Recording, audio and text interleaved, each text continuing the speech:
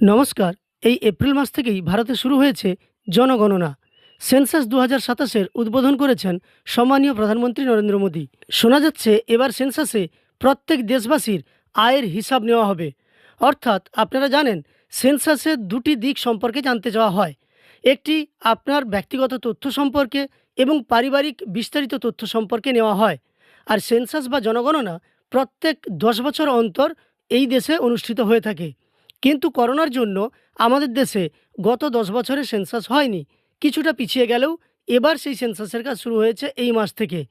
তো এবার আপনার ব্যক্তিগত এবং পারিবারিক তথ্যের সঙ্গে আপনার বাৎসরিক আয় বা মাসিক আয় সম্পর্কেও তথ্য নেওয়া হবে। এই ধরনের একটি সংবাদ প্রকাশিত হয়েছে, যা এই ভিডিওতে আপনি ডিটেলসে দেখতে পাবেন। তাই অবশ্যই ভিডিওটি শেষ পর্যন্ত দেখতে থাকুন।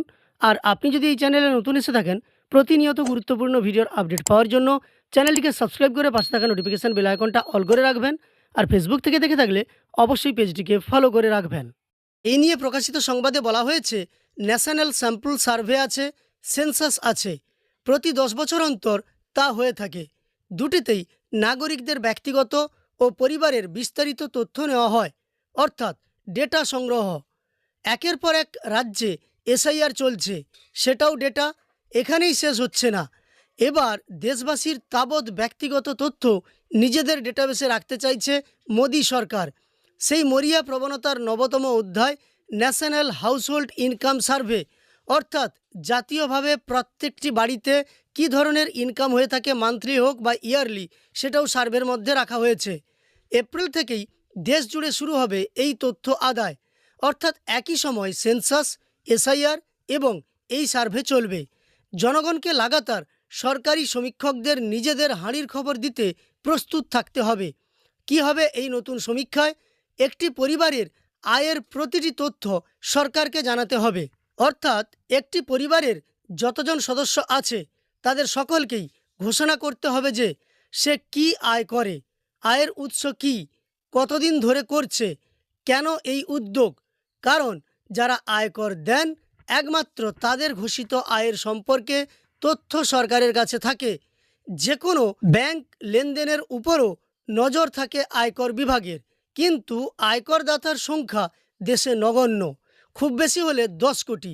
তার বাইরেও ওই পরিবারের এক বা একাধিক সদস্য কোনো না কোনোভাবে আয় করে থাকেন, তা টিউশন হোক অথবা নাচ গানের ক্লাস অথবা অন্য কোনো ব্যবসা তথা পরিষেবা প্রদান। যে আয়ের তথ্য সরকারের কাছে নেই, এসব আয়ের সুলুক সন্ধান করে নিজেদের তথ্য ভাণ্ডারে রাখবে কেন্দ্র। অর্থাৎ সব বলতে হবে।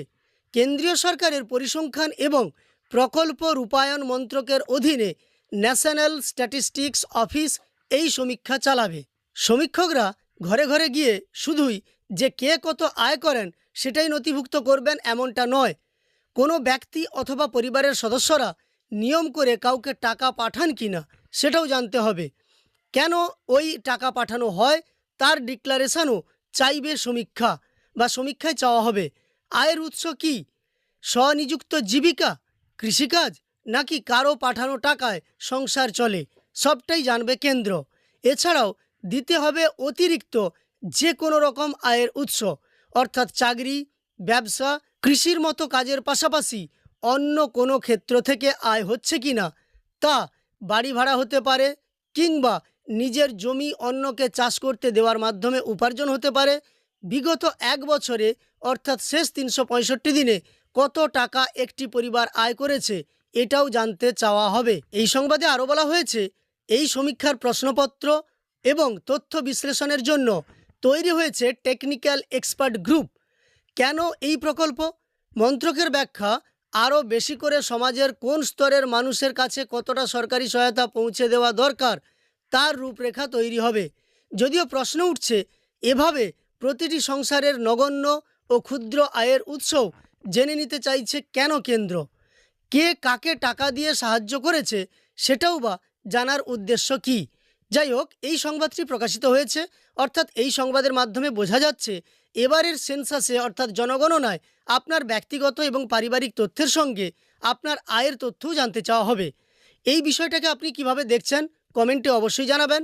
আমার দেওয়া এই তথ্যগুলো উপকারে এসে থাকলে অবশ্যই একটি লাইক করে উৎসাহিত করার সঙ্গে সঙ্গে এই ধরনের তথ্য আরও পাওয়ার জন্য চ্যানেলটিকে সাবস্ক্রাইব করে পাশে থাকা নোটিফিকেশান বেল আইকনটা অল করে রাখবেন। আর যারা ফেসবুক থেকে দেখছেন অবশ্যই পেজটিকে ফলো করে রাখবেন।